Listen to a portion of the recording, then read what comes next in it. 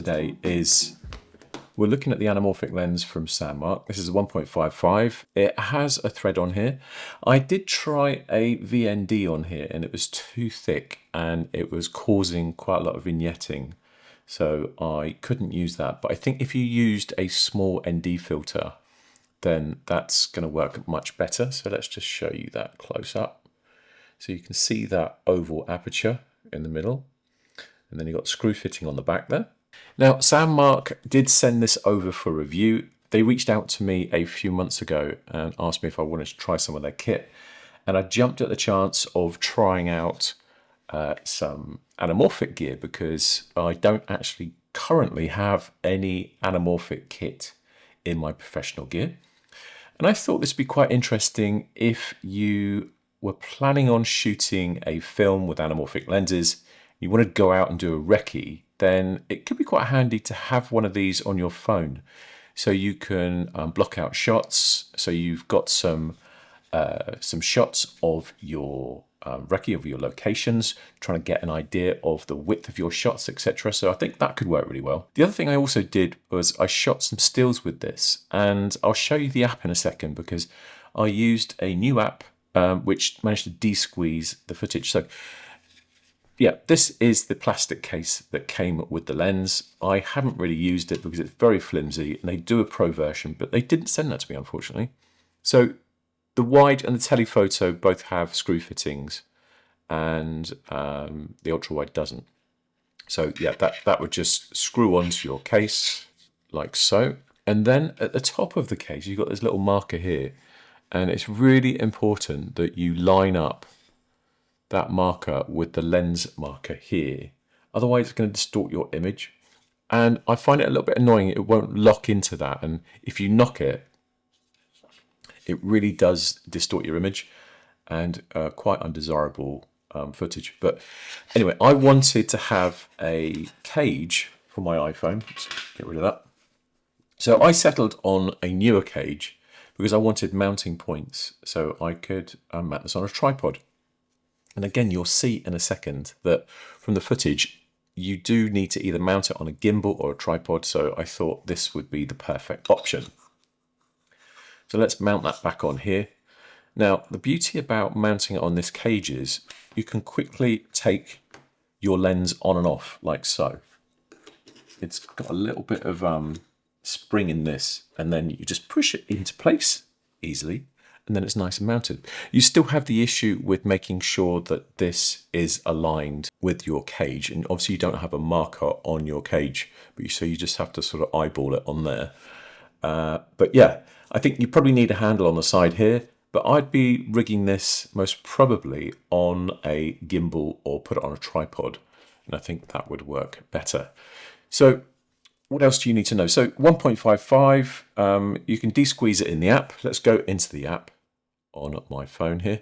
So the app that I found that I hadn't heard of before is called Pro Camera. So if we boot that up, now inside Pro Camera here, we are currently in the photo option. And if you look at the bottom here, you do have this anamorphic 1.55 little button here. So now that is in anamorphic mode and you can take stills with that. So I did shoot some stills. I'm not going to show you those today. I'm going to concentrate on the footage. But if you do want to see some stills, I will do a gallery on my travel channel at some point soon. So let's go over to the film setting. Now we're already de-squeezed inside Pro Camera. And again, we have the de-squeeze down here. Now that's going to give you a de-squeeze preview on this, which I find really helpful. And you've got your audio levels here. I'm shooting at 30 FPS. I'm shooting a ProRes log. And yeah, genuinely impressed with the results you can get out of your iPhone now. I'm slowly coming around to possibly shooting more content using my phone. So yeah, so that's de-squeezed inside Pro Camera. I believe you can do it in Filmic Pro, but I highly recommend you checking this app out. I'll put a link to that in the description. Right, so what I want to show you now is some of the footage inside DaVinci Resolve. If we go to one of these clips, now this is a clip that hasn't been de-squeezed. As you can see, it fills the frame completely and it is slightly distorted. So what we want to do to be able to use this clip in full width anamorphic is de-squeeze it. So we highlight our clip here in the media pool, and then we right click, and we go down to clip attributes. And what we want to do is go to pixel aspect ratio, which is here, and then go to, we can click on, we don't have the option for 1.55, so we can go custom and then put in 1.55. So that de-squeezes the footage here.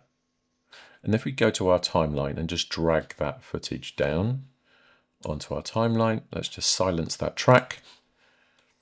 So there we go. So we have our de-squeezed footage. Now I just want to quickly color grade that. I've color graded these other clips, and jumping across to the color panel, I've used just a couple of nodes, and my main cinematic coloring for this, I'm using Dehancer. So again, I'll link that in the description. It's something that I use a lot on my films to give it that cinematic look. So I'm going to go Command C, Command V, and that pastes that grade on there. Let's go back to the edit panel, and we can then go to our play, and let's just full screen this, because I think I mentioned about it would be better suited on a gimbal. Well, you can see the wobble there, and that's me trying to hand hold it.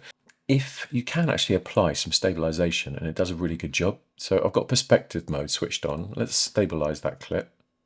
Punches in a little bit. Let's go full screen again.